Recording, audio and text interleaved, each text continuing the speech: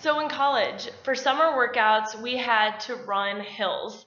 And I went to school in Pittsburgh, so if you're not familiar, it's a very hilly city. And every summer, as a team, we always ran hills. It would be about like a 20, 30-minute run. Um, but basically, so we'd start the run, and the first part was always downhill. And so, everyone's like going super fast. They've got that momentum because we just started and you're excited. Well, you're excited, but you're not tired yet. So it's that fresh, new, we already got that momentum pushing us down, moving us forward. So the first, 5, 10 minutes are in that downward slope of the hill. And then, it gets to a point where we're flat for a little bit and we're just trucking along. And then at the end, it was always like a slow upward climb. Always. And I always knew that was the last part of the run. But it was, that was at the point where I'm so tired. It's like 15, 20 minutes in. I'm tired. There's this big incline, and it's like a long, windy incline. And so my teammates, we'd all spread out. We started together, but then, people start going at their own pace.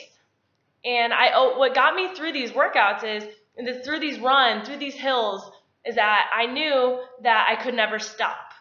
Because if I stopped, it is 10 times harder to get back going again, rather than just starting to move slow or just keep going. So I just kept thinking, put one foot in front of the other and keep running. Just keep running and it'll make it.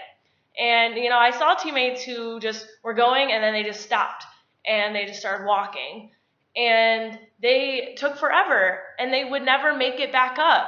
But there was a couple of us, there was like a pack of like 4 of us, that we would still, our arms would be swinging, we're going, we're still running at the slowest run, like the slowest pace ever, but we never stopped. We never stopped and started walking. We always kept going, and then slowly but surely, like, we made it to the top. We were consistent with that.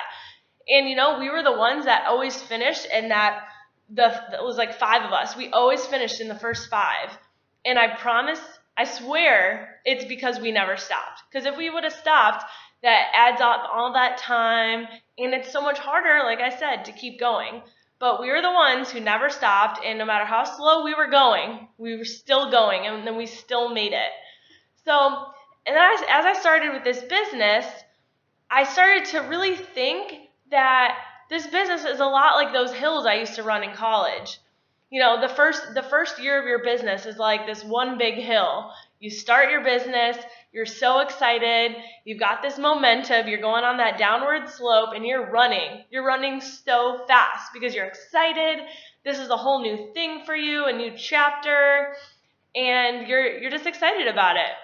And then as, a couple months go on, and you're kind of going straight. You're like plateauing for a bit. You're like, all right, I have to do the daily disciplines every day, the vital behaviors, you're showing up every day and being consistent and keep putting one foot in front of the other, but you see that you're not really like completely taking off like how you did at first with that excitement level. And then as the months go on, it gets harder, right? It gets harder. You start facing no's. People will say no to you. You go through the objections and you start kind of questioning yourself. You start questioning yourself, like, should I keep going? Like, why am I, like, do I have to make it to the end? And these are the things that are going through your head, like on that run. Man, if I just stopped right now, I would be good. But no. So when times get hard as you go on in this business, because it's not a quick fix. It's not a get-rich-quick scheme. It takes that constant effort of putting one foot in front of the other. No matter how slow you go, as long as you don't stop and you keep showing up, you'll make it to the top. It's inevitable.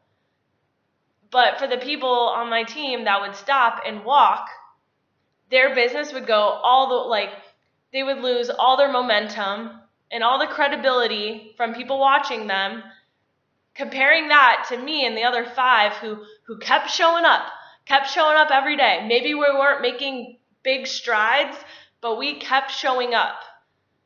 So that's kind of what I've really taken away from this business in the first year of the business. It's not always going to be a downward slope and you're moving so fast. There are going to be times when you're moving slow and you may feel like nothing's happening, but what's happening is that you're putting one foot in front of the other. You're continuing on that run and you don't stop. And you keep going up the hill because you know from seeing other people who completely drop off and start walking, they're not making it. They're not going to make it up the hill.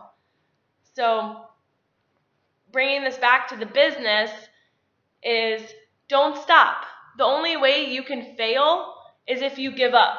But if you consistently show up and put one foot in front of the other, even when it's tough, it's inevitable. You're going to be successful. You just need to show up because you need to gain that credibility from everyone watching you. And that's this business in the first year. That's why so many coaches drop off, because they start walking and then they quit. But if you don't quit and you keep showing up no matter what, even when it feels like you don't want to or you feel like your business isn't moving forward, if you keep showing up, you will get to the top of that hill. You will.